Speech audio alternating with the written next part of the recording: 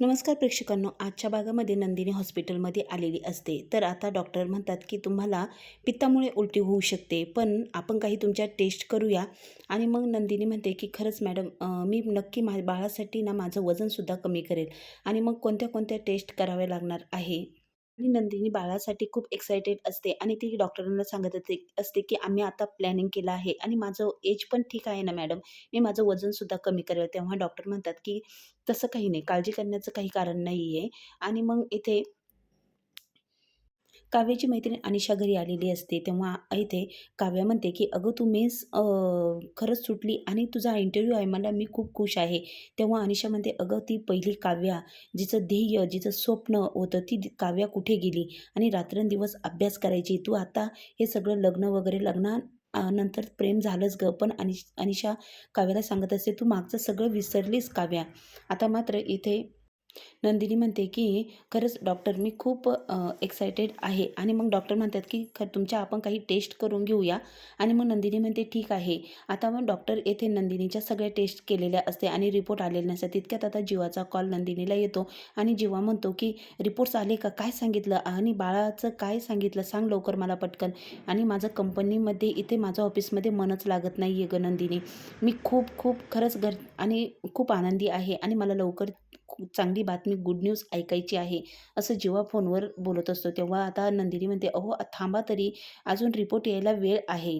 आता इकडे अनिशा म्हणत असते, की "अगं तू प्रत्येकाला मला खूप आधार द्यायची. मी जेव्हा रात्री मला झोप यायची तेव्हा तू मला जागं करायची, मोटिव्हेशन द्यायची." तेव्हा काव्या म्हणते, "अगं तसं काही नाही आहे." आणि मग अनिशा म्हणते, "अगं तू किती प्रयत्न करून अभ्यास करायची. जी मुलगी रात्रंदिवस अभ्यास करायची, ती मुलगी कुठे हरवली? ती काव्या कुठे गेली? आता लग्नानंतर तू रील्स बनवण्यामध्ये मग्न झाली. त्या रील्सला तुला लाईक तर येतच आहे. तू लाईक होईल, पण तू लायक कधी होणार आहेस?" असं अनिशा सांगत असते. "अगं काय करून बसली हे स्वतःचं हे?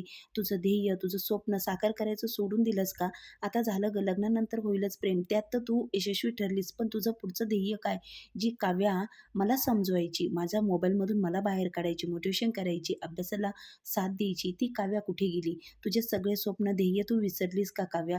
तू सांग मला, शेवटचं पुस्तक तू कधी वाचलं होतं?" तेव्हा काव्याला मात्र खूप स्ट्रेस आलेला असतो. आता नंदिनी घरी आलेली असते. जीवा म्हणतो, की "नंदिनी सांग लवकर काय झालं? मी खूप एक्सायटेड आहे मला." आणि मग इथे नंदिनी म्हणते, "अहो उद्या रिपोर्ट येणार आहे आणि मग सांगेल तुम्हाला आता काय रिपोर्टमध्ये काय येतं आणि काय नाही." तेव्हा जीवा म्हणतो, "खरंच मी एक बाळासाठी कवितासुद्धा करून ठेवली आहे गं नंदिनी." आणि मग येथे नंदिनी जीवाच्या गालाला हात लावते आणि म्हणते, की "ठीक आहे, रिपोर्ट ती कविता मला ऐकून दाखवता का?"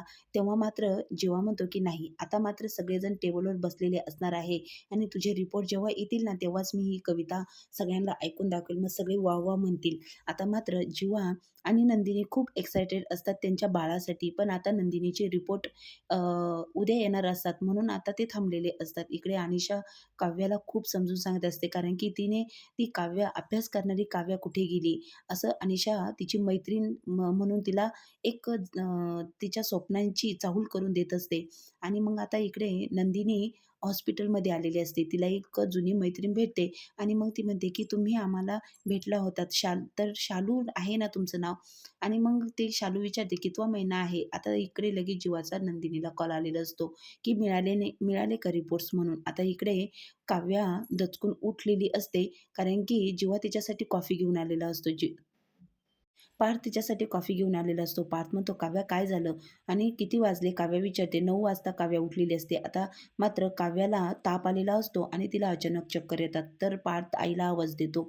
आता रिपोर्ट नंदिनीचे आलेले असतात आणि असं काहीतरी घडलेलं असतं, की नंदिनीच्या रिपोर्टमध्ये काहीतरी असतं. नंदिनी रिपोर्ट लपवते. तितक्यात मानिनी कॉलवर बोलत खाली येते. "तुम्ही हॉस्पिटलमध्ये आहात? असं अचानक काय झालं?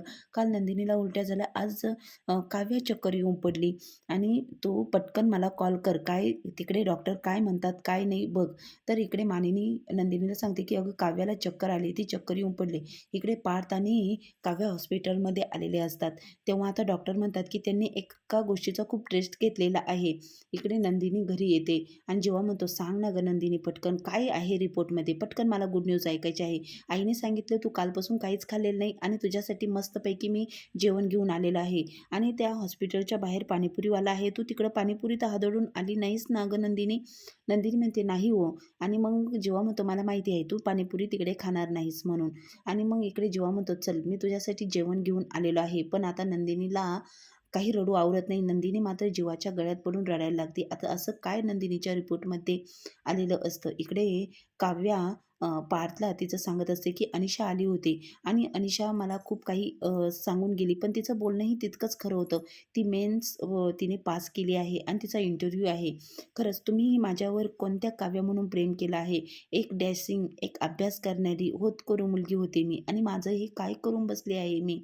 काहीच कळत नाहीये. तेव्हा आता काव्या तिच्या स्वप्नांसाठी पार्थकडे विनवणी करत असते आणि रडत असते. कारण की ती काव्या कुठे गेली आणि अनिशा तरी काय चुकीचं बोलत होती. अनिशाने मला सगळं काही खरं-खरंच बोलत होती आणि मी परीक्षाही देऊ शकले नाही. माझं मेन्स, मी अभ्यास केलेला हे सगळं कुठे गेलं? मी कुठे हरवले होते? आणि हे सगळं जाऊ द्या. माझं तुमच्यावर जीवापाड प्रेम आहेच. पण मी माझं स्वप्न, माझं ध्येय, ती काव्या मोहिते कुठे गेली?